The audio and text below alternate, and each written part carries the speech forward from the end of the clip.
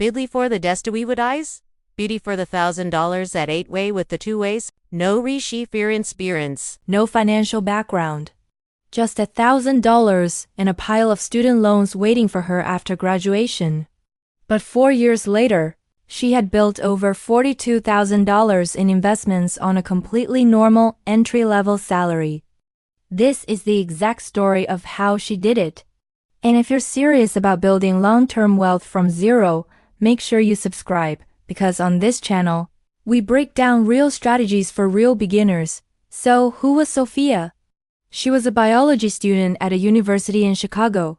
She wasn't studying finance, and she definitely didn't grow up learning about investing from her family. But during her final year of college, one evening changed absolutely everything for her.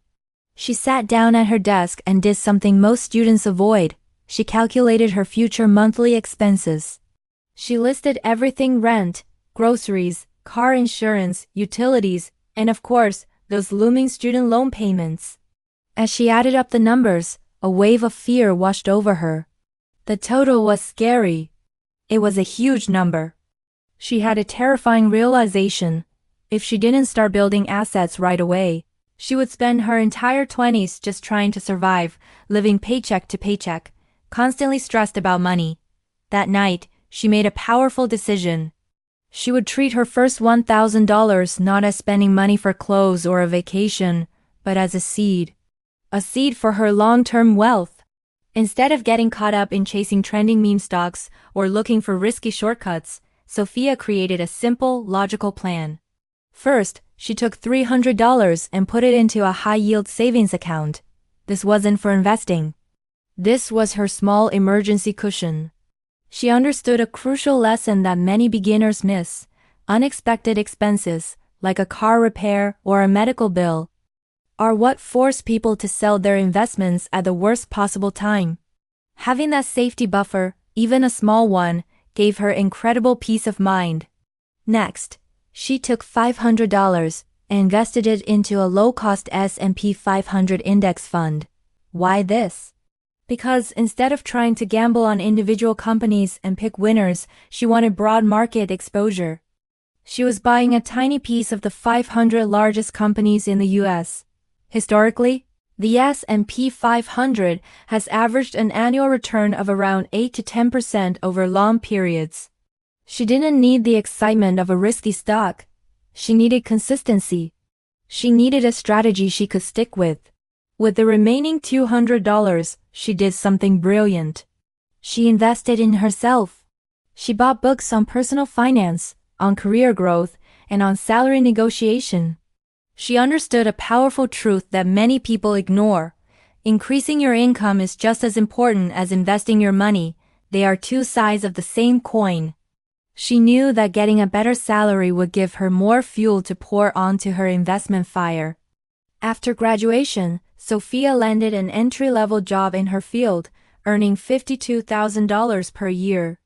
It wasn't an extraordinary, high-flying salary, but it was a solid start. And because she had already built the habit of investing with her first $1,000, she didn't have to think twice.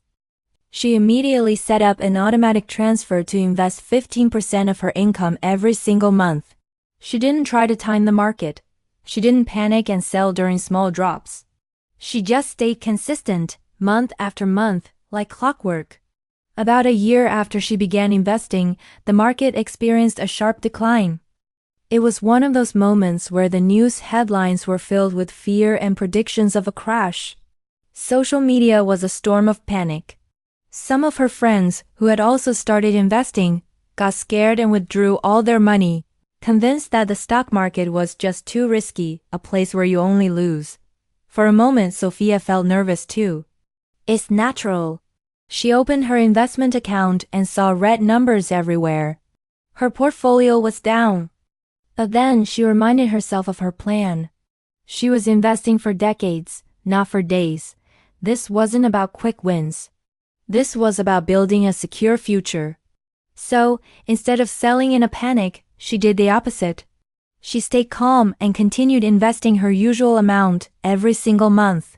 That single decision to stay calm and disciplined during uncertainty became one of the most important financial lessons of her entire life.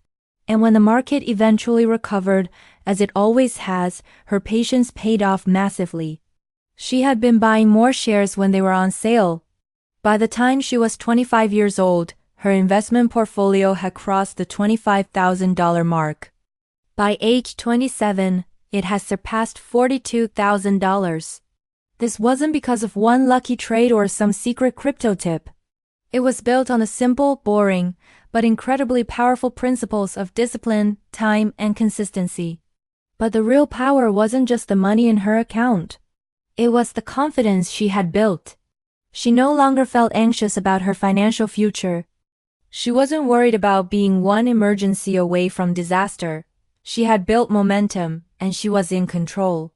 So, if I had $1,000 today and wanted to build long-term wealth, I would follow that exact same simple structure. First, keep a small emergency cushion in a safe place. Second, invest the majority of the money in a diversified, low-cost index fund.